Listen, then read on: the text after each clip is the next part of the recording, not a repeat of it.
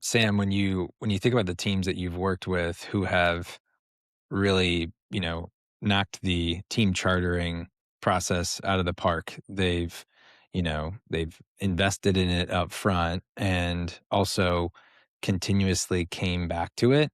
Um, I assume, at a retrospective and they're nurturing it. What's true for these teams? If you were to sort of speak to some of the outcomes that you've seen, firsthand, yeah, what do you see when teams really do this well in terms of outcomes? Yeah, I think when I see it go really well, the team treats the charter not as an artifact just for themselves, but for their key collaborators across the organization. So Mm, it's mm, not enough to just like finish the charter and everybody on the team feels good about it. It's take yeah, your charter out for a walk to other people who need to weigh in on it and actually yeah, getting feedback and making adjustments. And I think that often sets them up to do much better work in the future, assuming that they're not a completely kind of independent team, which almost no team in any organization is. Like there are other teams that you have to work with. So I right, think there's that aspect to it.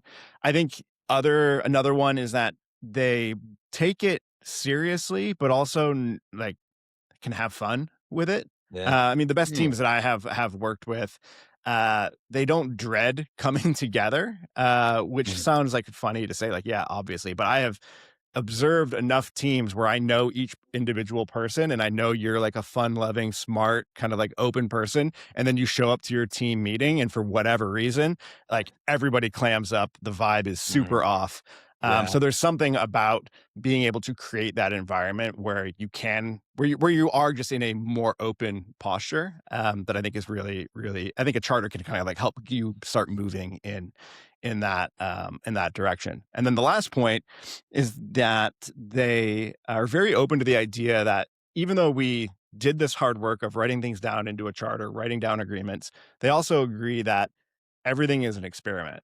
So this is mhm, our best take on these things right now. And we right, have the ability to change these things if they're not serving us. yeah, And we are okay with maybe leaning into an agreement that is uncomfortable because we know we're not going to do it forever necessarily. Like we're really experimenting with whether or not it's going to be useful.